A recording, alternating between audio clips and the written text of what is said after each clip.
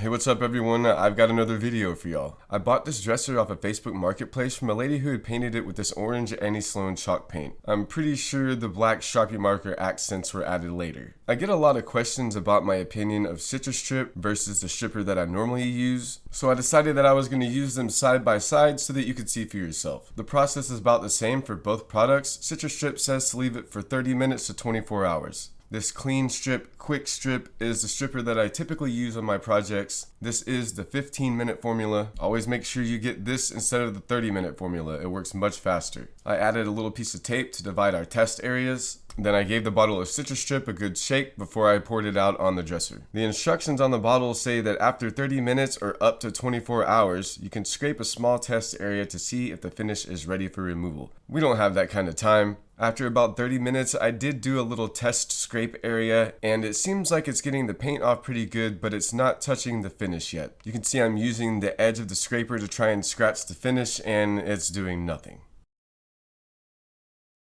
Whenever you get this crackling effect with stripper, it usually means that it's doing its job and that it's ready to be scraped off. The paint came off just fine and dandy, but again, it wasn't doing anything to the original finish. I figured I'd have to apply some more coats. That's not a problem. Applying multiple coats of stripper is something that I usually have to do anyway, so I applied more stripper, waited another hour, and then gave it another go. This second pass was much more successful in getting the finish off. It wasn't getting all of it off, so I figured I'd have to do a third pass. Still not a problem. Citristrip is known as being eco-friendly and safer with no fumes, so it's common knowledge that it isn't as strong as chemical strippers. But as long as it can get the job done without any other problems, I'm happy recommending it. But after I applied the third coat, let it sit for an hour and tried to scrape again, nothing came off. I figured that this was due to the stripper not being as strong as other strippers, and maybe all I needed to do next was use some mineral spirits and steel wool to scrub the rest of the stripper and stain off like I usually do. So I grabbed my mineral spirits and some coarse steel wool. I poured some mineral spirits on the surface of the wood and gave it a good scrubbing. However, nothing else was coming off. This was it.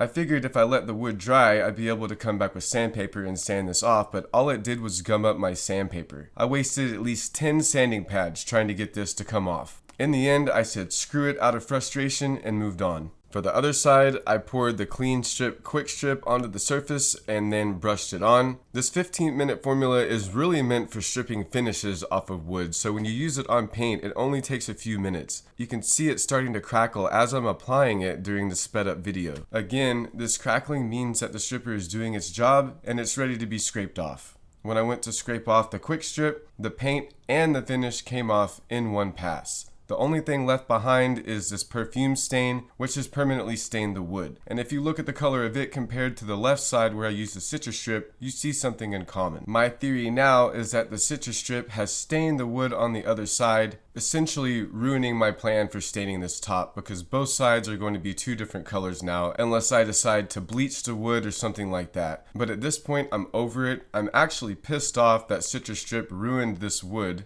So upset to the point where I thought I wasn't going to record the video anymore. I set this dresser aside for about 8 months before I was willing to work on it again, and even after all that time, I still had to use a bunch more sanding pads to be able to get this Citristrip off of the top of the wood. And I swear if anyone out there says that I needed to leave saran wrap on this thing for 24 hours, my head is going to explode. It would have just discolored the wood even more. Citristrip? No, they need to change the name to Citristrip.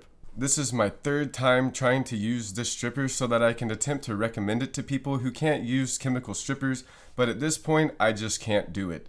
I cannot recommend Citristrip, and for those of y'all that use it and love it, I don't understand how. Please leave in the comments below what you do to make this stuff work so that I can use it and recommend it to people. Got me so upset, I'm not even talking about the next part of the video. I didn't like the original hardware on this piece, so I wood filled all of the holes, sanded everything nice and smooth so that I can replace it later. Now that everything is stripped, sanded, and cleaned, I can start priming this piece and get it ready for paint. Spray paint is essentially an oil-based paint, so it also acts as a sealer against this raw wood. We don't want the tannins in the wood interfering with the water-based paint I'm going to be spraying over it later on, and this will act as a barrier between those oils and my water-based paint. For those that are curious about me using oil-based and water-based products together, You can use water-based products over oil-based products if you give the oil-based products enough time to dry. This is why you see me using thin coats of this product. It just needs a little bit of dry time and it's good to be painted over. For the base coat on this project, I used this light blue that I've been using for a while. It's such a good seller, I had to keep using it. I applied this using my Graco Project Painter Plus airless sprayer. While we're on the topic of recommendations, for those asking me if I recommend this sprayer for people wanting to paint furniture, I do not recommend this sprayer for anyone who is new to painting furniture. The sprayer requires a lot of room, it has a lot of overspray, and it requires more paint just to prime the system to use it. So unless you're already painting a lot of furniture and you have the space to use it, do not buy this sprayer. I have a lot of people who said they bought it and it's just sitting around. I feel bad for that. I don't have any good recommendations on cheaper sprayers to use, but that's something I'm going to be tackling in the next coming months. So please stay tuned to my channel. I'll start reviewing some sprayers that are more affordable and easier to use for people. If you have a recommendation on a sprayer that you like or other people use, feel free to drop it down in the comments. That way it helps some of the other viewers who are interested in purchasing one. To give this piece a little bit more depth, character, whatever you want to call it, we're going to be applying some Minwax Dark Walnut Wood Stain to the top and wiping it right off, essentially using it as an antiquing glaze. One of the most common questions about this technique is how long I leave the stain on before I wipe it off. The answer to that is immediately. I work in sections whenever I'm doing this technique because it likes to dry up real fast, and whenever it starts to dry up, it's really difficult to wipe off, and that makes it difficult to get an even finish. Another tip for this technique is to do your initial wipe down with a clean rag. Once it's oversaturated, discard that rag and use a new rag to do the rest of your wiping so you have better control over how your finish turns out. If your rag is saturated with wood stain, it'll just smear the stain around and you won't really take anything off. So if you're not making any progress on your wiping, use a new rag. If you've been wanting to try this technique but you've been too afraid to try it, just know that oil-based products re-wet themselves. This means that if you wipe the stain off and you don't like the way that it looks, if you apply wood stain over it again, it'll re-wet that surface and you can have another go at it. This will essentially give you unlimited tries to practice and get this technique down. Once I'm happy with the way that the top looks, I repeat the same process on the sides and the front and the drawers so that I can get everything to match. One of the most difficult parts of glazing is getting everything to match. You'll want to make sure that you step back every once in a while and compare the sides and the tops and the drawers to make sure that everything is matching, and if not, apply more or rub off more as needed.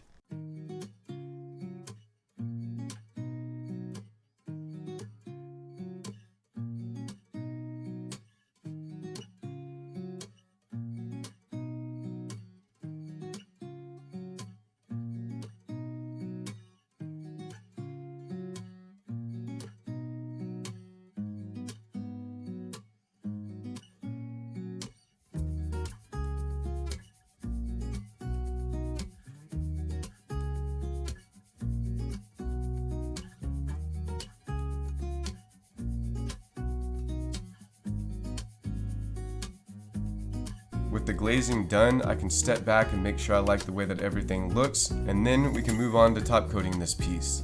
To protect my finish, I'm using water-based polyurethane applied in several thin coats.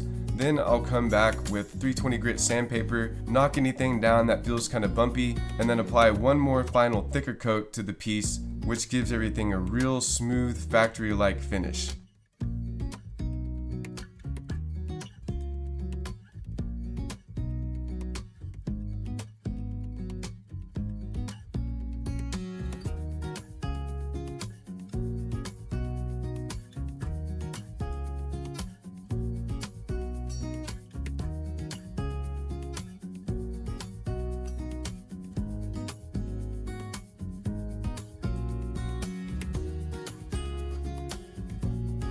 To knock down the bumpy finish that I spoke about before, I'm using this super fine rad pad from Surf Prep. I use this because I've had these sitting around for a little bit, but you can easily use a 320 grit sanding block or sanding sponge to get this done.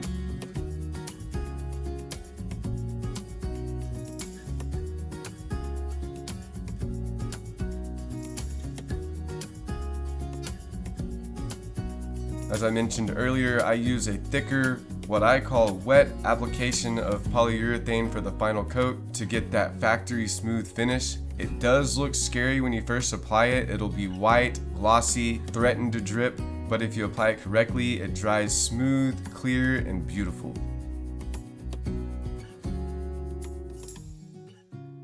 With the top coat finished, I can move on to the handles. I got these off of Amazon. I figured these would be easier to apply than regular handles so I don't have to drill holes. I just had to make some measurements and a few adjustments, screw the screws in, and I was done. Easy peasy.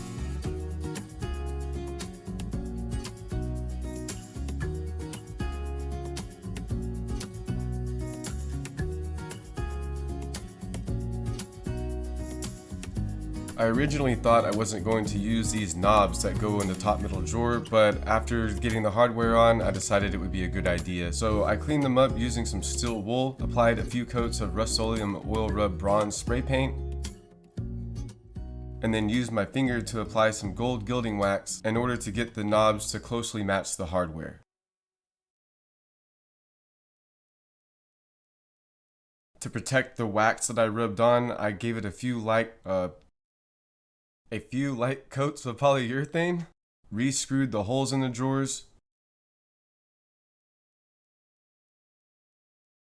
mounted the knobs, and I was finally done. I'll be honest with you, this project was a major headache because of the Citristrip issue, mainly because it changed my plans, but in the end I was able to overcome it and get this project done. Let me know in the comments what you think about this project.